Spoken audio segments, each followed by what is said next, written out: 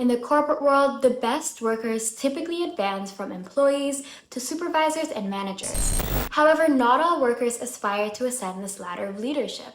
Many individuals are choosing to stay in their roles as workers even when they possess the qualifications and experience to become supervisors. The happiest people at most companies are the people who do the least. They show up to work every day, they do the bare minimum. Nobody asks them for much because they know they're not going to do much. They collect their check and they go on their way. They love it. The most miserable people at work are the overachievers, are the people who are going above and beyond. You're doing all of that. You're not getting rewarded for it. They're not going to pay you more or elevate you. So you have low confidence and lots of self-doubt. Stop doing the most. Workers who are prioritizing maintaining a healthy work-life balance are opting to stay in their current roles, as it allows them to clock out at the end of the day and not be burdened by the responsibilities that come with leadership positions. Supervisors typically experience greater job demands, including longer hours, increased stress, and a higher workload. My name is Jess Coles, and I've had a 25-year management career in corporates and household names all the way through to SMEs. I changed jobs by moving companies 8 times in 19 years, gaining promotions for most of those moves and pay rises to go with them. Being loyal to your employer does not reward you in terms of salary increases.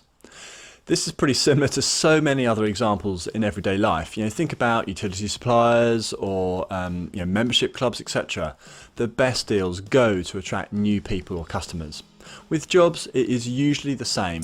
Compensation structures vary across industries, but many companies are prioritizing maintaining a flatter organizational structure and promoting a culture of fairness and equity in compensation. The pay gap between supervisors and the workers they oversee is often not as significant as one might expect. For many of these workers, it's just not worth it to move up the ladder. Not to mention that most supervisors are generally not liked by the employees and have a bad reputation. In this part of the world, if you know what is called supervisor, you will know that they are second to God. They are second to God. When they make you a supervisor in this part of the world called America,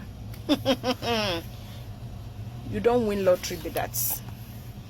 Every little thing, any little thing like this. Have you spoken to your supervisor? Did your supervisor agree to that? Did your supervisor give you permission for that? Your supervisor. If you mess with a chain of command in America, you can lose your job. You have to report to your supervisor, then your supervisor reports to your supervisor, your supervisor reports to your supervisor. And a lot of these supervisors, they are so stupid and dumb. They don't even know what they are doing. A lot of them don't have it up here. Another thing is, if your supervisor tells you to do something and you want to give your own idea, let me tell you that your idea will not work. Maybe 1% of supervisor will say, okay, let's try your idea. Majority of the supervisor will never try your idea. It is whatever they say. I don't know whether it is inferiority complex that comes with that position for them. And you know that, yes, you are my supervisor, but I'm telling you that this thing is not going to work. Why don't we do it this way? They will not listen. They will tell you, we are not here to debate. We are not here to argue. You have to do what I say because you are the supervisor. Some of them, it gets into their brain. It gets into their head. And a lot of them, they did not go to school. They don't have college degree. Hey, a lot of them, it is only maybe $1 or $2 that is different from what the regular staff is earning. And that is it. If you go for a job interview and they give you an illustration and they ask you, what will you do? You better keep saying, I will tell my supervisor. I will report to my supervisor. I will tell my supervisor. I will report to my supervisor.